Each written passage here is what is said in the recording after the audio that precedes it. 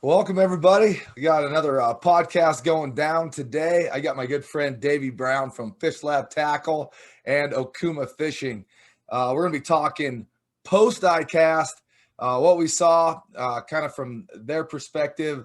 The last one you heard was Steve and I kind of talking about us walking around and stuff. So we're going to talk about Okuma and FishLab, and we are going to talk specifically about some wake baits that they came out with, because we just got done filming and producing some wake bait videos, and for me it was kind of a new experience. We're going to talk about that and the huge success that we had out fishing smallmouth and largemouth. So enjoy this week's episode, Wild Fish Wild Places behind the scenes. What's up, buddy? What's happening, Dennis? Thanks for having me. Yeah, for sure. I think we both had a really good ICAST, huh? You guys had some it was nuts, coming off of a crazy year, no show last year. We didn't know what to expect. We downsized our booth. As you walked around, you saw that the entire show was downsized.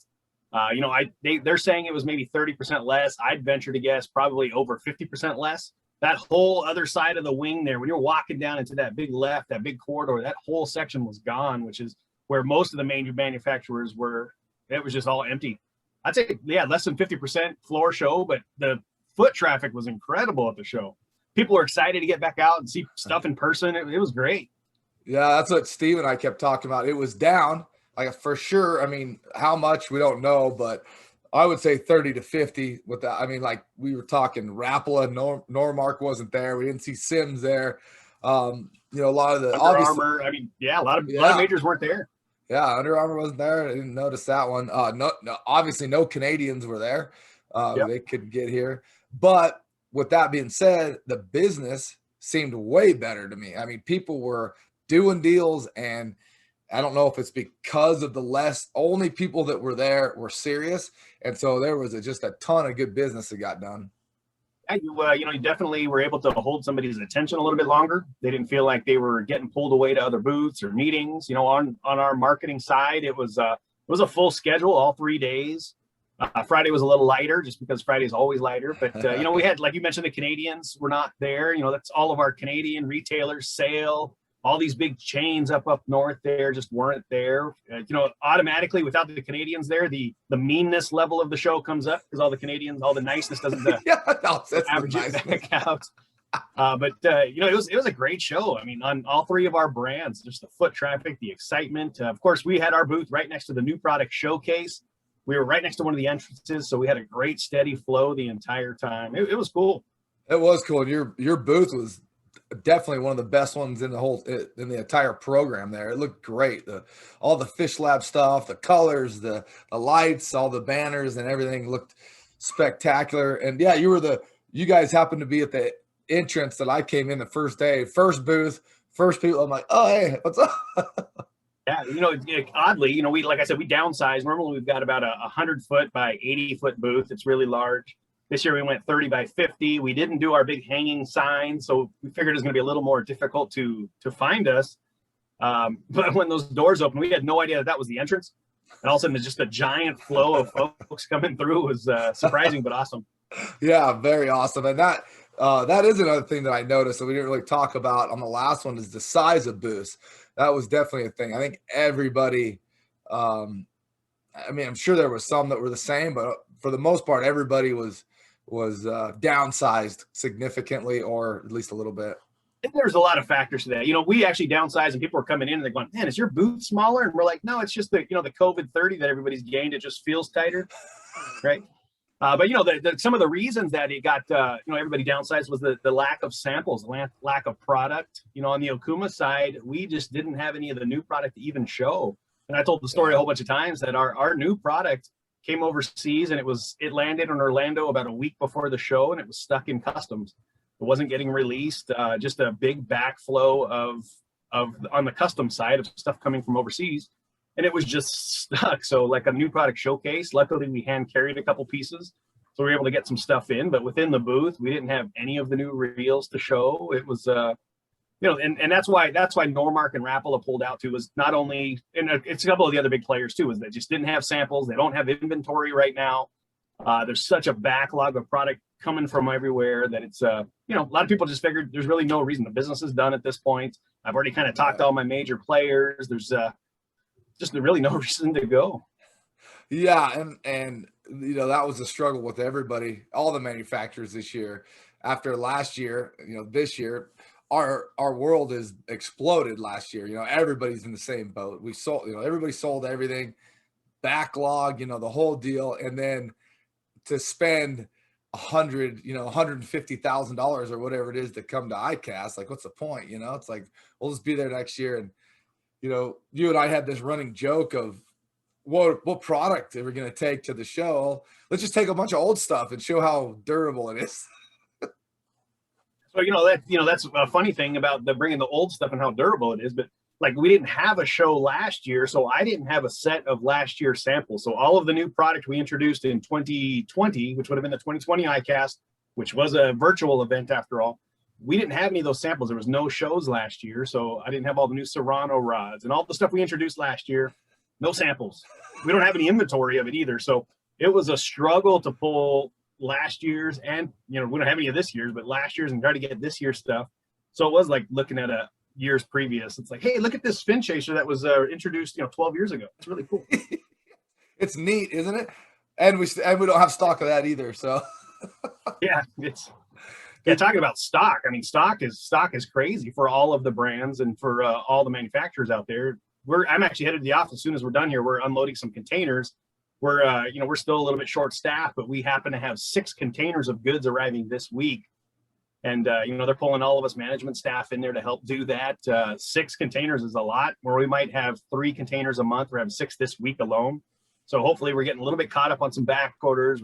There's a few new rods, some of the new introductions that are actually coming in a little bit early, which is great. But, not only is it the lack of stock, it's the production times have run out. We're running about an 8-month lead time from our own factories right now. Yeah, which is, you guys own your own factory, which is it's our own factories. Normally it's a 90-day lead time from production to the time we get into our factory, 90 to 120 days. We're running 8 months right now. So if I order some rods right now, going to be August 1st coming up. We're not looking until March or April by the time those arrive to our warehouse. And that's just because it's hard to get components. Fuji and all these different companies that we use, Seaguide, they can't get the components. It's not that we build every little component within our factories. We're waiting for components, all the guides, the inserts. We're waiting for reel seats we're waiting for hooks on some of the baits. You're waiting for specific things. Then you can put it together. Then you ship it in a regular shipping windows, 3 to 4 weeks coming from overseas. And right now, the port delays are even on top of that. So you're talking about another month of just sitting out in front of Long Beach here, just waiting to get off of a boat. It's crazy.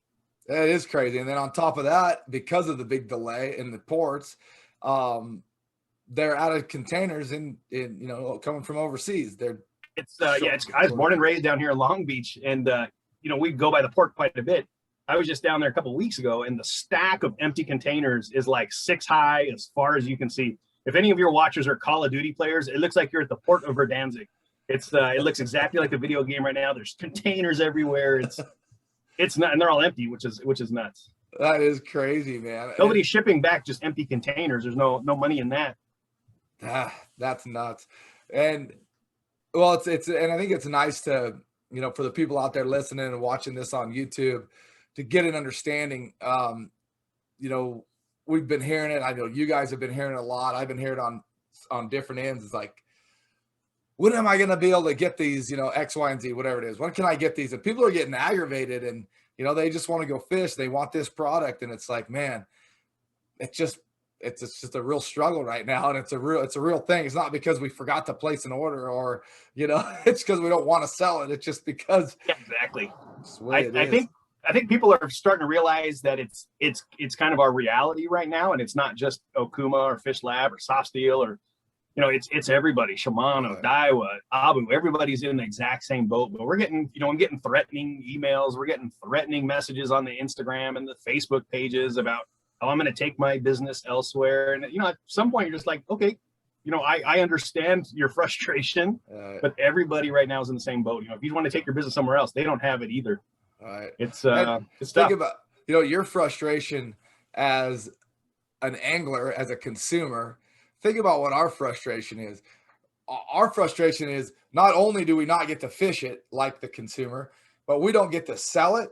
We don't get to make money that pays for what we do, to pay for our salary. Our rep groups, all of our distributors are pissed off at us. I mean, whatever frustration the angler's feeling at, multiply that by about 10, and that's where we're at, Exactly. Yeah. And exactly. And the angler's at the end of the line, right? Right. So to speak. And no pun intended there on the fishing side. But that was a good pun, though. Yeah, exactly. It's, it's the manufacturer, then it's us. It's the actual manufacturing, then it's us as the manufacturer, as the distributor, then it goes to the distributor, which then goes to the retailer, which then goes down to the consumer. And it just, snowball runs downhill there. So it gets bigger and bigger.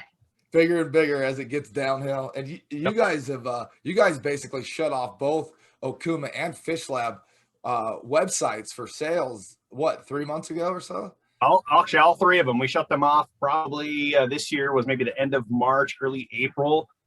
We turned them back on now, but our goal at all three of the brands is to support our retailers. We want to make sure our retailers have the goods, our distributors have the goods.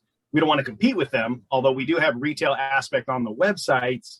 That's more of a last resort. I go into my retailer, I can't find what I'm looking for. Let me check the website. It's always going to be at full price. Every once in a while, you'll find the super closeout deals that we just need to get stuff out of the warehouse.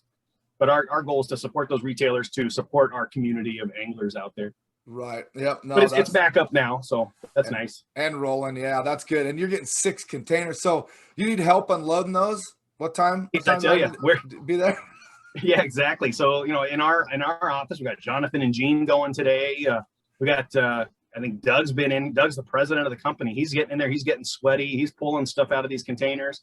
And, it's even with 6 containers, we'll probably have a couple things on the shelves afterwards. But most of this stuff is all pre-sold. If you're going to your retail and you can't find it, they've got it on order and they're waiting for it. So we're taking it off the container. I'm putting it on pallets. And then as soon as it's palletized, man, that stuff is shipping out. So we get it, we ship it out as soon as possible. With 6 containers, hopefully there's going to be some extra stuff. We're talking like someone was just asking me about cold water line counter reels. I know you fish those quite a bit. It's a lot. Yeah. We're back ordered tens of thousands of these reels right now, and we'll get a shipment, might be 1,000 reels. Sounds like a lot. It's just chipping away just a little bit at some back orders right now. It's a crazy time. Everybody's fishing. It's great. It is. Everybody's fishing, and that's something else we talked about on the last podcast. Is kind of what the industry message was that was coming down the pipe to us was, we have all these new anglers that are part of that showed up last year, right? Like, I think they said something like 11 million new licenses sold or somewhere in that ballpark, and so our focus as manufacturers and media needs to be let's get some really basic stuff out there along with our technical talk, but really basic stuff, and keep those guys in there. So we got all these people fishing, a whole bunch of new people fishing, and let's give them some information to help them be successful. Yeah, what we did on our side is we're seeing the influx of new anglers, just like you mentioned, in the middle of last year during this whole thing. You couldn't go to Disneyland. You couldn't go to a park. You couldn't go to the pier to do whatever. You couldn't do so many things that a lot of people were just going outdoors. You're up in an area where you have free access to all this waterways and go do stuff. Down here in California, a little bit, you can go to the beach. You can throw your baits in the water. You can go to some of the local lakes. The lakes were closed, a lot of the launch ramps. But we saw these new anglers all around the country. We're getting all these messages like, hey, how do I tie a knot? What's the difference between a spinning reel and a casting reel? So one of the things we did on our side, and you've been part of it too, is something called Tune Up Tuesday. It's something we launched a year and a half ago at this point. It's on the Okuma website, Okuma Fishing USA. It's Tune Up Tuesday. Every Tuesday, it's just a brand new angler thing. It's how to do something. How do I tie a dropper loop? What's the difference between a circle hook and a J hook? Very basic information, but it's information that a lot of anglers are craving. It's hard, and you see it too. You work in the tackle industry, so a lot of times, especially down in Southern California here, if you walk into a tackle shop, you've got your hardcore anglers that are hanging out at the counter, and they're chatting with the guys behind the counter. It's a little intimidating sometimes. A new angler walks in, they don't want to ask a question with 2 rods and go, how do I know which one's spinning? And just, and especially with the internet nowadays too, right? People are just going to flame you if you ask a weird question. Someone's going to light you up because they're hiding behind their keyboard. So we were trying to make an easy access area where people could just ask these questions to us. We'll answer them in a friendly way. We're not going to make fun of a question. You know, no question is dumb. We all started anglers. You know, some of our guys in the office, they still do the upside down spinning reel. And I think I've seen you do it. I don't know, you're out on the screen here, but you know, so you know, we're just trying to get these guys just some knowledge. If I want to walk into a tackle store and ask a question, I want to know what I'm actually asking about. You know, what are the components of a spinning reel? What are the components of a fishing rod? Is it a fishing pole? Is it a fishing rod? You know, it depends on where you're at in the country. But you know, just some very basic information for anglers, and they've been digging it. Yeah, I love it too, man. The Tune Up Tuesday thing that you do, and you're so good at in front of the camera and explaining that stuff in detail. But just because you're a new angler, and do you think these kind of questions might be dumb? I mean, there's stuff, I learn stuff all the time because it's not necessarily my world. Like I know my world inside and out and technical, but a lot of the stuff that you do in Southern California, like especially the offshore stuff, I don't understand most of it. And like you said, it's kind of like the fly shop mentality, right? Like the uppity fly shop guys, nobody goes in there and wants to ask simple questions because they're afraid of being made fun of or whatever the case may be. And so this has been a good opportunity to Tune Up Tuesday. And I think I'm going to circle back on my YouTube page and just start doing a handful of super easy, you know, just very basic stuff that people may not know. Yeah, people are craving that information. You know, what are you doing if you're going to go fish some new waters? A lot of people are sitting at their computer, they're Googling or YouTube. You know, they want to look at, okay, I'm going to Lake X. You know, what bait's working right now? How do I fish that popping frog? How do I do different things? So you just try to give them some basic information. Like we're noticing on the analytics within our YouTube page that the how-to videos are performing so much better than, you know, just standard bait. It's usually myself or John standing there in front of the camera talking about a product, which, you know, they kind of start to look the same. But when it's that information that you're actually feeding some folks, the analytics and the views and everything just jump, and people are eating that stuff up. It's great. Yep, exactly. I had a friend of mine reach out a couple weeks ago, and she just started fishing and wants to know how to do it. And it's very simple, you know, like the most simple stuff.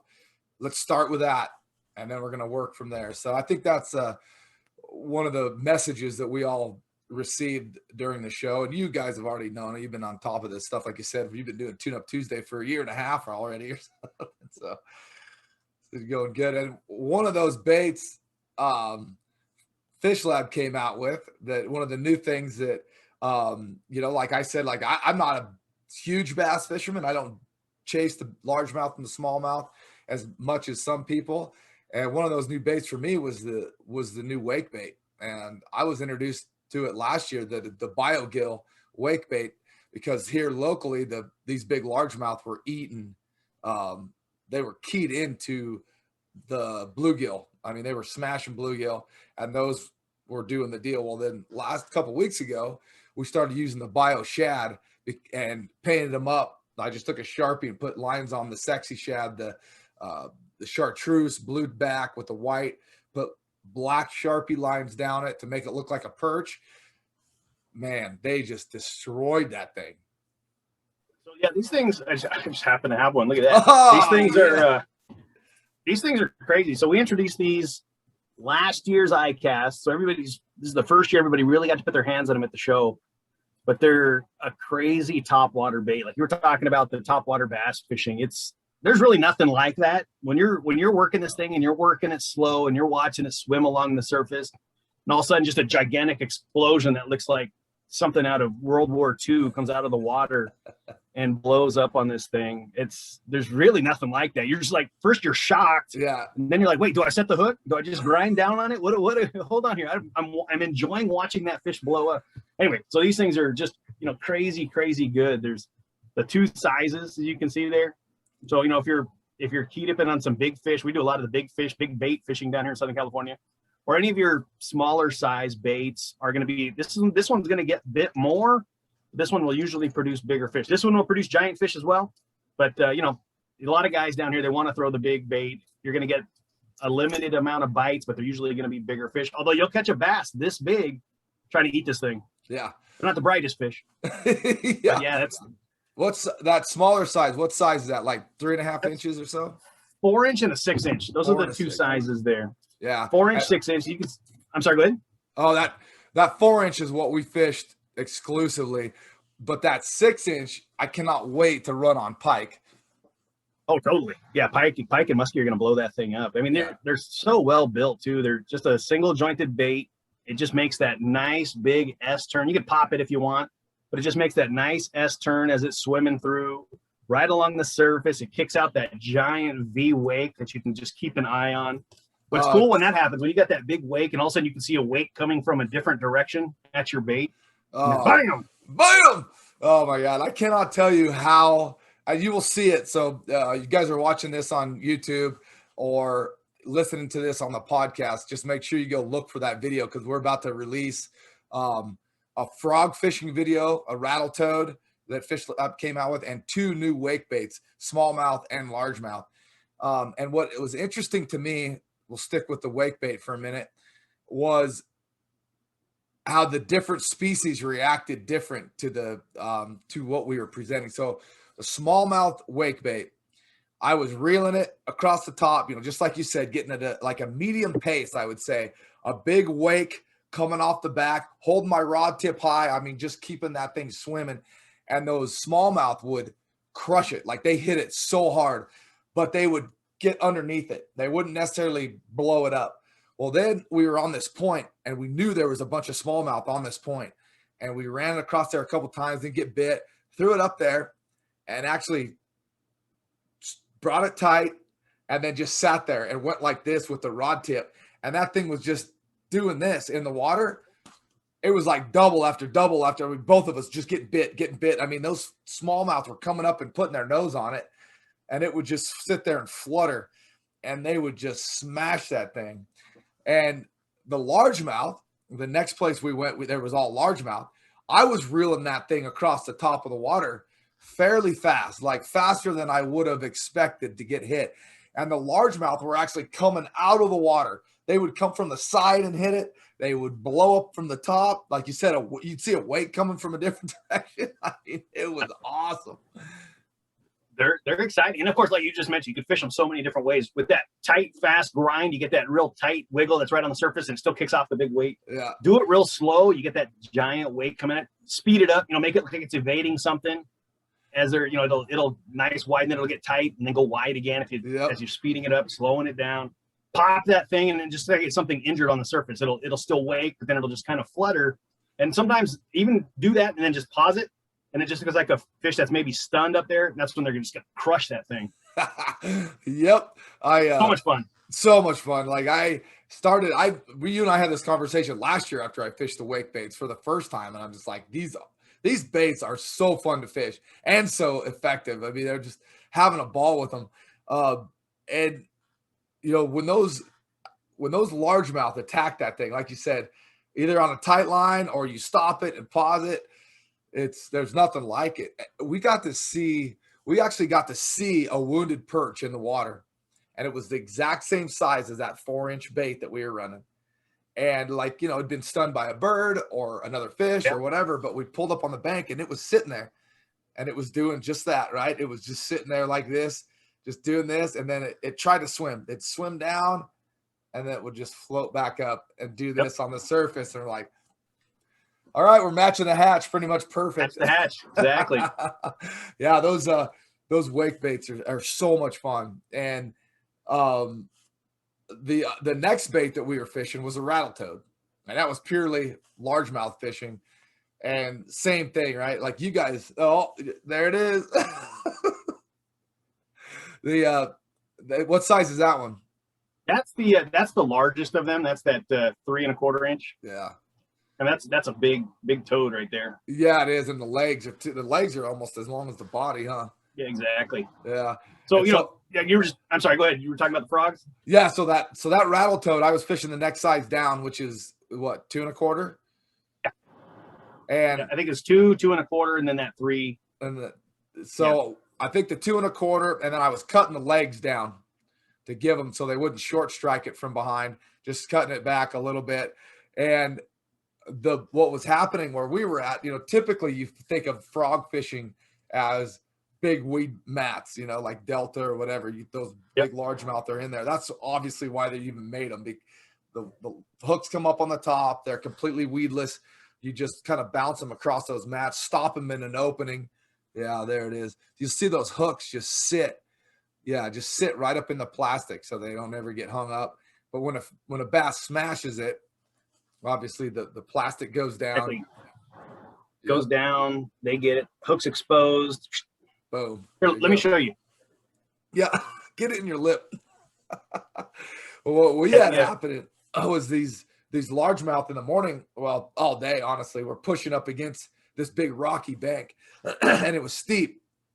So they were positioning themselves between the rocky bank and the weed bed that had grown out. And it may have only been, 6 feet from the bank or even less, depending on how deep it was. But there was this big weed line and a rocky bank, and those fish were anywhere in between the two. So we just throw that frog or that rattle toad right on the bank, splash it off of there. When you're fishing top water, you throw it, you let the ripple go away, and then you just bounce it across there. And with that rattle toad, you can pop the tip and kind of get that lip bouncing and swinging like this, up and down, or you can walk the dog a little bit with it, or you can just kind of slowly just kind of pop it and swim it across the top and then pause it again. All of them were getting bit, honestly. And there was actually no weeds. Didn't even need to be weedless, honestly, but it was still just smashing fish because they were into it. People, yeah, exactly. So like, I'm thinking like you're talking the steep bank stuff. A lot of people don't totally realize that those bass will stage up. Here's the drop. Here's your drop off into the water here. Those fish they're just kind of staging here, waiting for stuff to fall off of these rocks. And those frogs will slide off, or they'll jump in the water because they want to go to the next little area there. And then those things are just coming up and attacking them. Yeah. Yep. And what's cool about these two too is it's a floating PVC. So when it sits in the water, it does not sit like this, like a lot of the frogs do. This will actually sit up on the top, just like its legs. Yeah. And then every time you're, like you mentioned, just twitching that thing, the legs it'll give it that, like it's fluttered, like it's swimming. And then that stays up on the surface. It's pretty cool. Then you were talking about the splashing. The bait you didn't get was that new, the rattle toad, the poppin' toad. Yeah, I need that. That's the poppin' rattle toad with that big old mouth. So here's the standard. Then that big old gap mouth there. So every time you're popping that thing, it shoots water like 2 feet ahead. And that draws in some crazy strikes too. Same body, same bite down. It's got that, I don't know if you guys can hear that, but big old rattle in there. It's they're crazy. They're good. Yeah. I can't wait I haven't fished that one yet. And I love, when I was a kid, that's all we fished with topwater, with the poppers of some sort. And, those bubbles and that popping sound that makes them go crazy. It's a good time. That's that whole topwater thing, right? So if you're open water, throw that wake bait at those bass. They're staged. You can same thing up against those rocks there. They're staged up. They're just waiting for anything to swim by. Usually I wouldn't throw this into the rocks. I'd throw it a little bit parallel, or maybe like at a 45 degree, and just kind of work it along those rocks. This dude, man, let it hit the rocks, right? Get it up in there, let it fall and let it splash like you mentioned, and let it sit for a second, and then kind of like it was stunned, and then work it away. And a lot of times, as soon as that thing hits the water, they're just going to get crushed. Yeah, that's funny you say that, because we had that happen with both baits numerous times. Like, almost like they can see it coming. And guys out there that are listening to this that have thrown even flies, any kind of topwater, sometimes those fish, either you're throwing it right at them and they can see it coming. They just see the shadow. They'll actually hit that thing at almost instant as soon as it hits the water. Boom. And they blow up. And half the time they miss it because it's, there's no tension there or whatever. But yeah, it's crazy. Yeah, exactly. Especially if you're on a non-wind day with no ripple on the surface, those fish can see a great distance out. Right. That's why you see, if you watch a lot of the big bass, the big bait bass fisherman videos, you'll see them when they see a fish, they'll crouch down on the boat, right? They get really, really low and they start slowing down, like real low, like right on the water. Because if they're standing up, they can see that silhouette, and that bait's headed towards that big silhouette. A lot of times that bass will come up on it and they'll move off. But you're down low enough and the fish doesn't, give it not quite that opportunity to see you. Yeah, same thing. Up on the rocks, they see that bait coming down with if it's flat calm, they can see that bait coming from quite a ways. A lot of times, if they're away from the bank and you cast it towards the bank, as it's headed towards the bank, you can see those fish start darting towards it before it even hits the water. It's nuts. Yeah, that is nuts. You made a really good point about going 45 with those things. And the first afternoon we were fishing the largemouth with the wake baits, there was a wind blowing. And so we were kind of drifting with that wind down that bank. And that's how I was throwing it at a 45. And so it was getting a lot more time in that strike zone along that weed bed instead of perfectly in and out like I like to work the frog. And it was nuts. I mean, I probably caught 50 fish that afternoon on the wake baits. Awesome. I mean, it was nonstop. And the viciousness of the attacks on those wake baits is what makes it fun. And you mentioned like just scream like, I don't know what to do. Well, if going back to the videos again, if you circle back and watch some of these videos on the FishLab side or on my side, you'll actually see me set the hook, and you can tell that it scared the hell out of me. Yeah, totally, exactly. A lot of times you're not expecting it. You might make a couple casts where there's no action, so you get a little bit more casual. You make that, you're talking to your buddy, and then something's happening. What else you got from FishLab for that you think is an important thing to talk about? So unfortunately, I don't have any of the new samples here. We shipped everything back. The new product samples from ICAST actually made it to the booth, which was awesome, but it'll be back here on Friday. But one of the big I'll give you two. So one of the big exciting baits on the bass side is called the Slam-a-mander. It's a salamander style bait. Back when we all grew up bass fishing, the salamander or the water dog, depending on where you're at, was such a key, a live bait. You pin one of those dudes on, you let them out there, and it swims. But now they're actually illegal to use as a live bait. They're cute. Really? They've got little eyelashes, and they're all friendly. So I'm sure someone got involved and said they're too cute to use as a bait. But they're you can't use those anymore. But that, like I was talking to Mike Bennett about it, that doesn't mean that the bass are not eating these things anymore. They're still out there all around the country. So we came up with this bait that almost perfectly mimics a water dog or a salamander. It's called the Slam-a-mander, but it's got the big whiskers that kind of come out as the gill flare. As you're flipping that thing, the gills actually look like it's breathing through. The little legs on the side, they'll twitch down when you're pulling it. So every time you move it, the little legs twitch and it goes back and forward. And big tail. The unique part about it is there's lots of salamander baits out there, but this one at the end of the tail's actually got a big paddle.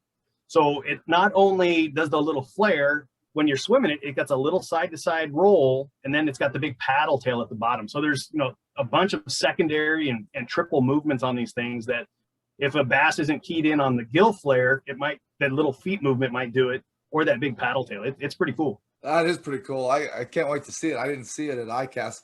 Oh, they're crazy. And so let's talk about the salamander deal. Yeah. Like I said, I'm not a huge bass guy. But I remember when we were kids, I remember reading about it and a few different things. It was a big deal, huh? The salamander. It was a big deal. I mean, it was because you can go get them. You can readily get them. The other big live bait that everybody still uses is like crawdads. Right. Bass are keyed in on those. Same thing, fishing those rocks. You tie on a live crawdad, you can toss that thing out there, any kind of rocky bottom area, and those bass go crazy. But the salamanders, you used to be able to go get, you could, at your local bait store, you can get a bucket of them. They raise them and everything else. Oh, gotcha. You could buy them at the bait shop. Exactly. You can go catch them. You can do your bait traps and catch them, but you can buy them at the bait shop, like buying night crawlers. You can buy your live baits that way. But you can't anymore. So I don't know what changed, and I don't know if they were calling it maybe like an invasive species thing when all that kind of stuff was going on. Gotcha. You're bringing something that's not native to a lake to a different lake, and then they reproduce and could wreak havoc on that particular lake. Right, that makes sense. Okay. But bass are still eating those things. It's not like they forgot because they're outlawed, right? Things are still out there, and bass are still keyed in on them. So you guys figured, why not just make one that looks exactly like a live salamander, but make it out of plastic, obviously. Exactly. This is something Mike Bennett, who's the product manager for FishLab, something he's been wanting to do for a long time. This one particular bait's been in the works for almost 3 years. They finally got it dialed in. We wanted to release it last year. We went back, did a couple tweaks to it. So it's pretty cool. The other big news, real quick, I'll do one more bait after this, but the one big news at FishLab at the booth this year was that we added Bill Siementel. He is the creator of BBZ baits, so like the BBZ rats and the BBZ, the fat fly, and all these different baits. He's with us now, and he's one of the product development guys. So he's going to help Mike. They're going to develop all these baits and stuff. Sorry? What's his name again? Bill Siementel. Yeah, awesome. Yeah, I looked him up after we talked. I mean, the guy's a stud. He's been designing baits from scratch. He's got patents of his own. He's got designs of his own. The guy is really a lure geek, if you will, right? Like he makes this stuff, and I'd love to talk to him one day. He's a mad scientist guy. You know, he's the one that'll sit in his house in his garage, and he'll whittle away, and he's got a sketch pad full of just. And you wake up in the middle of the night with this crazy idea in your head, you sketch it down, wake up in the morning and like, what the heck was I thinking here? And then it's like, oh, hey, there might be something to that. Speaking of that, and Bill's an awesome dude, but the other bait I wanted to talk about was the new Bio Flyer. Did you check that thing out by chance at FishLab? So this was I saw it. I didn't know what it was because everybody was busy at that moment when I saw him sitting there, so I didn't ask, but I think I know which one you're talking about. I mean, it's got wings on it, right? Exactly. So this is, down in Southern California right now, you've got a legitimate shot at a 200-pound bluefin tuna anytime you hit the water.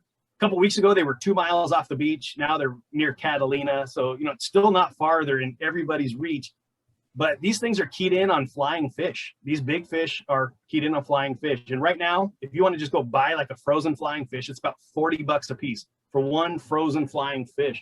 So one of the things it's nuts. And you used to be able to net them. Now, if you want to catch flying fish, you have to do it on a sabiki rig. They're very difficult to catch. It's not like you're just jigging up mackerel like normal, where you can get hundreds of mackerel a day. So this is one of the crazy mad scientist things was Mike was like, man, what do we need to do to get a flying fish? There's the yummy flyers. You've seen some of the rubber flying fish out there. Rigged, you're talking about $150. You're tying this thing to the kite. So what FishLab came up with and what Mike was working on was this thing called Bio Flyer. What it is, it's actually a wingsuit. It's a thing that you've got your bait. So now all you have to do is go jig up your mackerel. You're not using a fake bait, but you're going to go jig up some live mackerel. You're using a sabiki rig. You catch a mackerel, big foot-long mackerel. You put this little clip on the back, and it's got the wings to it, so it looks just like a flying fish. You look at the back of it, it's got wings on it. You're going to pin that thing to your kite, and it's just going to bounce along the surface. What these guys are doing for the bluefin is you're actually fishing a kite with a big balloon on it. So big kite way up, you're talking, 200 yards behind the boat, way up in the air, and it's dropping straight down with this mackerel or with their flying fish. There's a big hook on it, and you're just skipping it along the surface of the water. And all that does is these fish are down below, they're looking up, they can see that profile, and they come up and they just explode on these things. Kind of like we're talking about with the wake bait or the frogs or anything else. So when you got a 200-pound fish, yeah. Exactly. 200-pound top water is pretty awesome. So this thing, it's, instead of $40 for a flying fish, it's $10 for this wingsuit. Mackerel are plentiful. You can jig up as many mackerel as you want. Live or dead, doesn't really matter. But it's this winged profile that looks exactly like a flying fish. Man, it's such a cool little product. That is awesome. So it's a bait. It's just an extension to a live or dead bait. You clip this winged apparatus on a bait that you catch. So why would you not make the entire bait out of plastic at this point? You can. I'm sure there's lots of swim baits that you can attach it to, but at this point, mackerel, if you go jig them, they're free.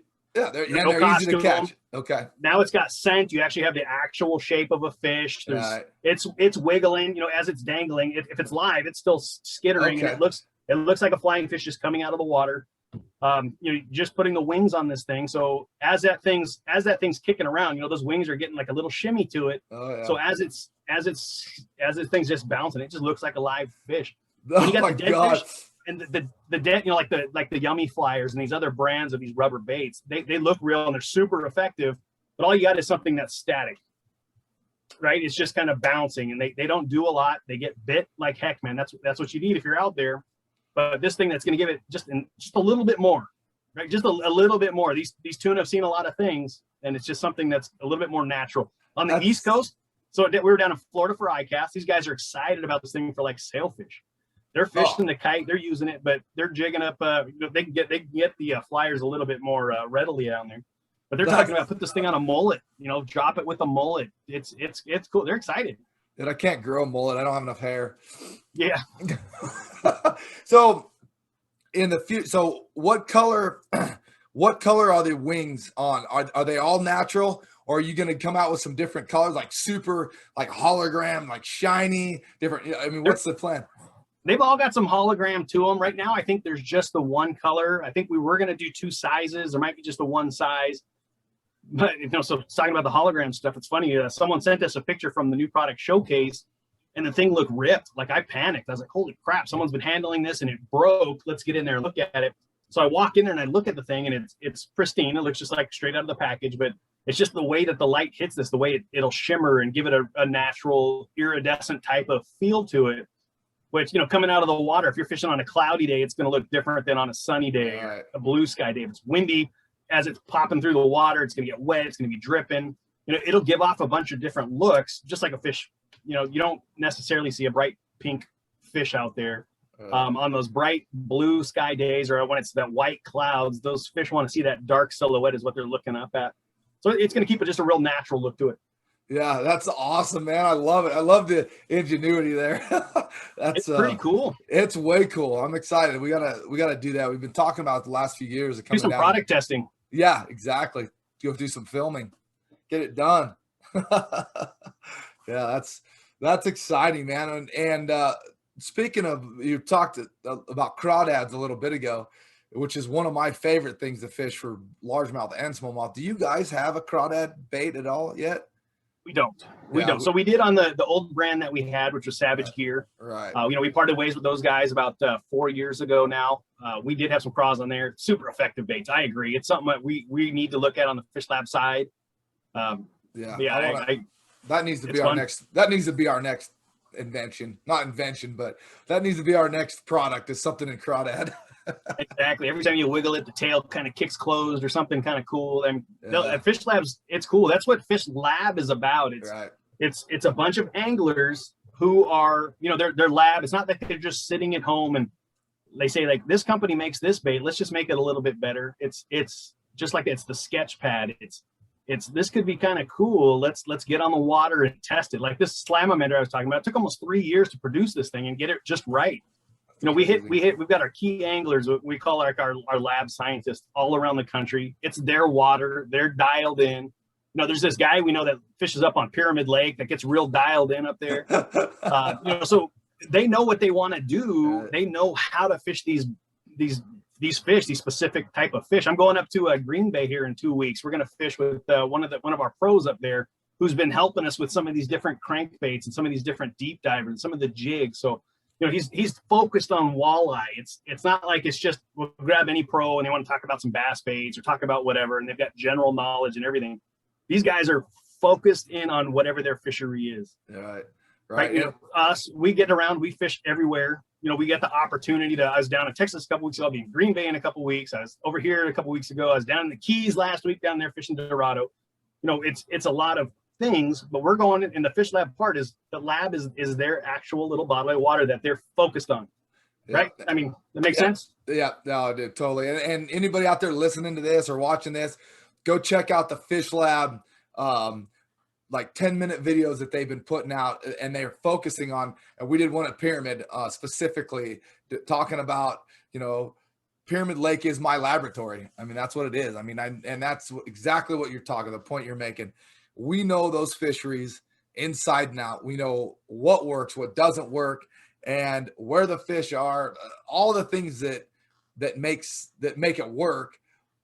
And then we're able to put our expertise into making a bait that works for those type of fish. And that's what it's all about right there. And I think too, all of us are nerdy like that too, right? I know you are the new guy coming in, you're talking about Mike. We're kind of nerdy when it comes to these baits and these lures. I mean, I manufacture lures for Pyramid Lake because I wanted something different. And, we all think about it in a different way. And that's probably why we're all in the fishing industry.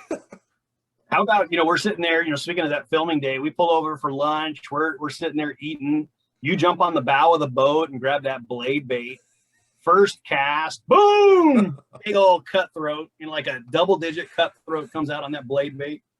Get it back into the water. Second cast, just kind of screwing around, throw it out there. Another one. Just sometimes you can get that stuff so dialed in when you're so focused on that particular fish in an area we didn't even think there was gonna be fish. Right? We pulled over for lunch. Yeah, it was cool. Yeah, and that blade bait that thing crushed them all year.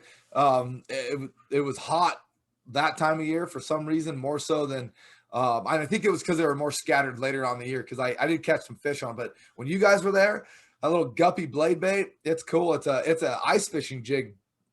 I mean, mostly is what it is. And so, and a blade bait, it's thin, a little guppy, got 2 hooks on it. You can rig it in the front or in the middle, and you drop it and it falls with a twitch, like almost like back and forth flutter as it goes down, and it gets to the bottom quick, which is what I like. Then as you pull it up, it vibrates and it swims up and has a hell of a vibration. And my God, those fish just destroyed that thing. It was like one of those lab experiments, like, let's throw a little of this in, let's throw this, let's see what happens. Yeah. Cast, wind, boom. It's peeling line. That was pretty cool. Yeah, it was a good unexpected bite. Yeah, exactly. Oh, that was fun. Well, I'm looking forward, man, to seeing some more stuff coming down. You know what else I saw you had? I'm sorry to keep this going on too long, but you guys got some weedless spoons. I saw some little. We did, yeah. There's some weedless spoons out there. Those were designed, in the way we worked on them. Those were for like a Louisiana thing. These were redfish. These were speckled trout. This was shallow water big bull redfish. They're weedless, as you mentioned, so it's your standard spoon shape, a little bit of a different shape to it, big beefy hook that's actually attached to the spoon and to where you're going to actually make your line tie, and then that little weedless guard on that thing, so you can cast that thing out there, pull it through the weeds. In Louisiana, you're pulling it over oyster beds, you're pulling it through the reeds, you're pulling it over rocks, so not getting that thing snagged is key. But then as soon as we started doing this, we started talking to like our Midwest reps. So, hey, you need the yellow with the red diamond. You need the frog pattern. You need the red and white, your standards. So now it's become like a national spoon. Anywhere that you're going to fish spoons, dude, drop these things down. They're phenomenal. That's exciting. And the first time I really used those weedless spoons, I think they were the Johnson brand weedless spoons. Sure. This is like 20 years ago, maybe longer. My buddies in Canada were fishing them for pike. Same things in the weed bed, just like you're talking about. They would pull these spoons through the weed. I mean, they were seriously, I never even crossed my mind to run these things. And I don't know why, but they were one of the most deadly baits we had. And I didn't have any of them. My buddy had 1 or 2. We ended up breaking them off or whatever, but I'm excited to fish those. And now that we can go back to Canada here pretty soon, maybe next year. Yeah, exactly. Yeah, there's those pike are going to be hungry. They haven't gotten beat up by us down here. So, dude, it's been 2 years. The place that I go, Lake Athabasca, not even the owner's been up there. I mean, it's been 2 years since. I'm excited. I think there's going to be some gigantic fish to be had, but maybe that's bears are going to be hungry. The fish are going to be hungry. Yeah, exactly. All right, buddy. Well, I think that's probably a good one there on everybody out there listening. Thank you for joining us. Thanks for joining me and Dave. This is too much fun. We're gonna have to do this again soon, and probably get Mike and what's the new guy's name again? Bill Siementel. Yep. So we'll have to get Bill. I want to talk to Bill. Get his crazy mad scientist brain talking. Hope you have hours. He'll just talk about baits. It's crazy. I like it. Well, all right. I'm going to wrap this up. Thanks everybody for hanging with us today. And yeah, thank you, Dave. And we will talk soon. Thanks for having me.